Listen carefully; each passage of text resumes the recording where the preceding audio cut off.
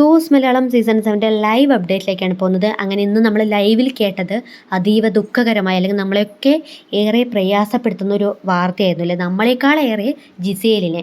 കാരണം ജിസേലിൻ്റെ അമ്മയുടെ സഹോദരി മരിച്ചു എന്ന വാർത്ത കൺഫെഷൻ റൂമിൽ വെച്ചിട്ടാണ് ബിഗ് ബോസ് ജിസേലിനെ ഇത് അറിയിക്കുന്നത്. ജിസേലിനോട് ആദ്യം തന്നെ കൺഫെഷൻ റൂമിലേക്ക് വരാനായിട്ട് ആവശ്യപ്പെടുന്നു. അവിടെ എത്തിയതിന് ശേഷം ഒരു അല്പസമയം ജിസേൽ അവിടെ വെയിറ്റ് ചെയ്യുന്നുണ്ട്. അപ്പോൾ തന്നെ ബിഗ് ബോസിനോട് ജിസേൽ ചോദിക്കുന്നുണ്ട്, എന്താണ് ബിഗ് ബോസ്, എന്താണ് പറയൂ, എനിക്ക് ടെൻഷൻ ആവുന്നു, എനിക്ക് പേടിയാവുന്നു എന്നുള്ളതൊക്കെ. ഒരുപക്ഷെ അപ്പോൾ തന്നെ ജിസേലിൻ്റെ ഉള്ളിൽ ആ ഒരു എന്തോ അവിടെ ഒരു അപകടം നടന്നിട്ടുണ്ടോ, അല്ലെങ്കിൽ നമുക്കൊക്കെ എന്തെങ്കിലുമൊക്കെ സംഭവിച്ചു അല്ലെങ്കിൽ സംഭവിക്കാൻ പോകുന്നു എന്നറിയുമ്പോൾ നേരത്തെ തന്നെ ചില സൂചനകളൊക്കെ കിട്ടുമല്ലോ. അത്തരത്തിൽ എന്തെങ്കിലുമൊക്കെ തന്നെ മനസ്സിൽ തോന്നിയത് കൊണ്ടായിരിക്കാം ജിസേൽ വേഗം പറയൂ ബിഗ് ബോസ് എന്ന് പറഞ്ഞുകൊണ്ട് അത്രയും അവിടെ ഒരു ടെൻഷൻ പ്രകടിപ്പിച്ചത്. അങ്ങനെ ബിഗ് ബോസ് പറയുകയാണ്, അമ്മയുടെ സഹോദരി മരണപ്പെട്ടു എന്ന വാർത്ത. തൻ്റെ ആൻറ്റിയാണ് മരണപ്പെട്ടിരിക്കുന്നത്. അപ്പോൾ ജിസേൽ വളരെ ഒരുപാട് നേരം മണിക്കൂറുകളോളം കൺഫെഷൻ റൂമിലിരുന്ന് കരയുന്നുണ്ടായിരുന്നു. വല്ലാത്ത സങ്കടം തോന്നി, പാവം തോന്നി. അതിനുശേഷം ബിഗ് ബോസ് ജിസേൽ ബിഗ് ബോസിനോട് പറയുകയാണ്, എനിക്ക് എൻ്റെ അമ്മയോടൊന്ന് സംസാരിക്കണം, ഞങ്ങൾക്ക് വേറെ ആരുമില്ല, ഒരു തവണ എനിക്ക് എൻ്റെ അമ്മയോടൊന്ന് സംസാരിക്കണം, അവരുടെ ആ ആൻറ്റിയുടെ കാൽ തൊട്ട് വന്നിക്കാനുള്ള ആ ഒരു സമയം പോലും എനിക്ക് കിട്ടിയില്ല, ഞാൻ വരുന്ന സമയത്ത് അവർ ഹോസ്പിറ്റലൈസ്ഡ് ആയിരുന്നു, വയ്യാതെ കിടക്കുകയായിരുന്നു എന്നൊക്കെ പറഞ്ഞുകൊണ്ട് നെഞ്ചു പൊട്ടിക്കൊണ്ടായിരുന്നു ജിസേൽ കരയുന്നുണ്ടായിരുന്നത്. ശേഷം ബിഗ് ബോസ് നല്ല രീതിയിൽ തന്നെ ആശ്വസിപ്പിക്കാൻ ശ്രമിച്ചു.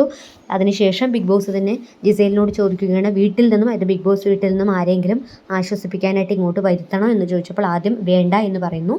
അതിനുശേഷം വീണ്ടും അവിടെ ഇരുന്ന് പാവം തോന്നി, വല്ലാത്ത കരയുകയാണ്. കൺഫെഷൻ റൂമിൻ്റെ ആ ഒരു വാതിലിൻ്റെ വെളിയിലിരുന്നുകൊണ്ട് പുറത്തിരുന്നുകൊണ്ട് ഒരുപാട് നേരം കരഞ്ഞ് വല്ലാത്തൊരു ഭാരത്തോടു കൂടിയാണ് ജിസേൽ വീട്ടിലേക്ക് മടങ്ങി പോകുന്നുണ്ടായിരുന്നത്. പിന്നെ ഈ ഒരു സമയത്ത് തിരിച്ചു പോവുക അല്ലെങ്കിൽ വീട്ടിൽ പോയി ചടങ്ങുകൾ, അതൊന്നും പോസിബിളായ കാര്യമല്ല. എന്നാൽ ജിസേൽ എത്രത്തോളം സ്ട്രോങ് ആയ ഒരു കണ്ടസ്റ്റൻ്റ് ആണ് എന്നുള്ളത് ഇന്ന് നമ്മൾ മനസ്സിലാക്കിയല്ലേ. കാരണം ജിസേൽ കൺഫെഷൻ റൂമിൽ നിന്ന് പുറത്തിറങ്ങിയതിന് ശേഷം ആര്യനും ജിസേലും അല്ലാതെ മറ്റൊരു വ്യക്തി പോലും ഈ ഒരു വിഷയം അറിഞ്ഞിട്ടില്ല. പലരും ചോദിക്കുന്നുണ്ട് ജിസേലിനോട് എന്തു പറ്റി എന്നുള്ളത്. പക്ഷേ ജിസേൽ ഒരു അക്ഷരം പോലും പറയുന്നില്ല. ബിഗ് ബോസിനോട് പോലും ജിസേൽ പറയുന്നുണ്ട്, ഞാൻ കരയുന്നത് ഇവിടെ മറ്റാരും കാണണ്ട, എനിക്കത് താല്പര്യമില്ല, എനിക്ക് ഈ മറ്റുള്ളവരുടെ മുൻപിൽ ഈ കരഞ്ഞുകൊണ്ടിരിക്കാൻ ഇഷ്ടമല്ല.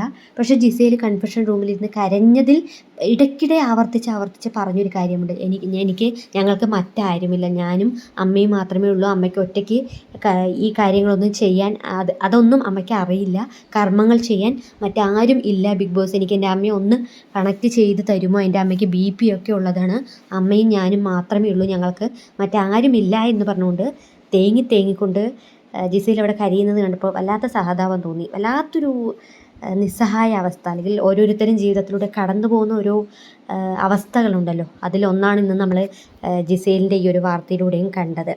എന്തായാലും ജിസേൽ ഒരു സ്ട്രോങ് കണ്ടസ്റ്റൻ്റാണ്. കാരണം ബിഗ് ബോസ് വീട്ടിലേക്ക് തിരിച്ചു പോയിട്ട് പോലും ചിലരൊക്കെ ആണെങ്കിൽ കരഞ്ഞു മെഴുകി ഈ ഒരു വിഷയം വളരെ വലിയ രീതിയിൽ എന്തൊക്കെയോ ആക്കി മാറ്റാനൊക്കെ ശ്രമിക്കുമായിരുന്നു.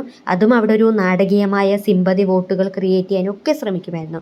പക്ഷേ ജിസേൽ അവിടെ നിന്നും പറയുന്നുണ്ട്, ഞാൻ കരയുന്നത് മറ്റാരും കാണണ്ട എന്നുള്ളത്. അതുകൊണ്ട് തന്നെ ആര്യനോട് മാത്രം ഈ ഒരു കാര്യം ജിസേൽ, അതും ആര്യനെ ബിഗ് ബോസ് കൺഫെഷൻ റൂമിലേക്ക് വിളിച്ചത് കൊണ്ട് മാത്രം ആര്യൻ അറിഞ്ഞു, അല്ലെങ്കിൽ ആര്യനും അറിയുമായിരുന്നില്ല. എന്തായാലും ജിസേൽ ഒരു സ്ട്രോങ് കണ്ടസ്റ്റൻ്റ് ആണെന്നുള്ളത് വീണ്ടും തെളിയിച്ചു കഴിഞ്ഞിരിക്കുന്നു. അവർക്ക് നല്ലത് വരട്ടെ.